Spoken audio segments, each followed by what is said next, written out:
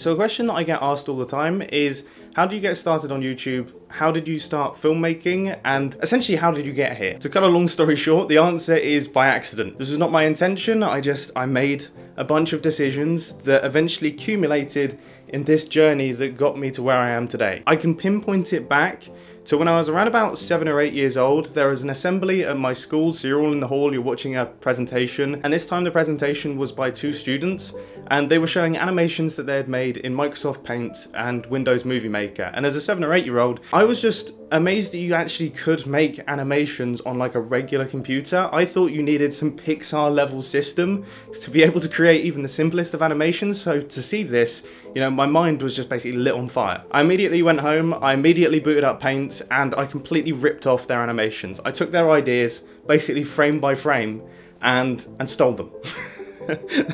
and I did that for a little while, and then I started coming up with my own animations, and I got really interested in it. But then, to be honest with you, my actual art was what was letting me down. I enjoyed making the videos, I just absolutely hated creating the frames. So my interest for it faded until eventually my mum got me a camera. It was called a flip video, and suddenly I was back to making videos. Now, they weren't anything special, you know, they were very functional. Basically, me and my friends would go out into the woods, we'd build some jumps. I would just stand there and film what was going on. There was no like creativity there was no art to it. Now, while all of this was happening, I was developing an incredibly keen interest in BMXing. I absolutely loved it, and that meant I spent a lot of time watching BMXing videos. I would go to the skate park, I would be shown BMXing videos by various people. It was a very creative environment. And then one day I stumbled across a video called 7D 1000 FPS.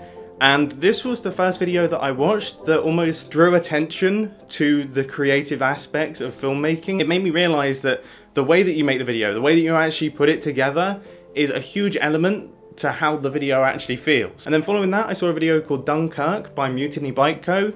And I still to this day think it's one of the best BMXing videos. It's actually not on the internet anymore, but I downloaded a copy because it means so much to me. Not only did this influence me in the world of filmmaking, but it influenced my music tastes. Like, the Black Angels are still my favourite band to this day, and this was the first time that I heard them. So from there, the spark was 100% lit. Like, my brain was on fire, and I spent a lot of time just thinking and imagining how I would put videos together. You know, I would hear songs and I would put BMXing videos together in my head, and that's what I would do. I would spend so much time focusing on it. I would watch the same video hundreds of times and work out why they've made the decisions they have and why it flows and why certain BMXing videos didn't flow. The only issue is that I only had my flip video and I only had Windows Movie Maker. I didn't really have the kit to actually make videos myself. So at the time I was doing a paper round, I just started saving. I put all my money away because I wanted to buy an Apple iMac and a camera. And 3 years later, I managed to pull it off, and I was ready to go. I was shooting BMX videos, I was shooting photos, I was absolutely loving it. But my love for BMXing was gradually starting to fade. You see, I'm 6'5", you know, I'm quite tall, and BMXing, you know, there's a maximum height limit. So with my love for BMXing gone, I was suddenly a little bit lost as to what sort of videos I wanted to make. You know, me and my friends were playing a lot more Call of Duty at the time, so why not make some montages? Then as my interest for Call of Duty faded, I thought, well, why not make some Minecraft videos? You know, this seems to be quite popular. I personally absolutely love playing Minecraft, so who knows, people might want to see the stuff that I'm working on. And, well, that turned out to be a really, really good decision. Then fast forward to 2017, you know, I haven't touched a camera or made a more dedicated filming project for around about 5 years. And suddenly I start watching vlogs. That spark in my head just completely reignites. Grabbed my camera, I grabbed Vicky, my girlfriend, we went down to Cornwall, we were vlogging, I was really enjoying myself. I then made more vlogs on the filming channel, I was having a great time, until I realised that actually vlogging is not for me. So what do you do if you don't like filming yourself? You find other people to film and other things to film.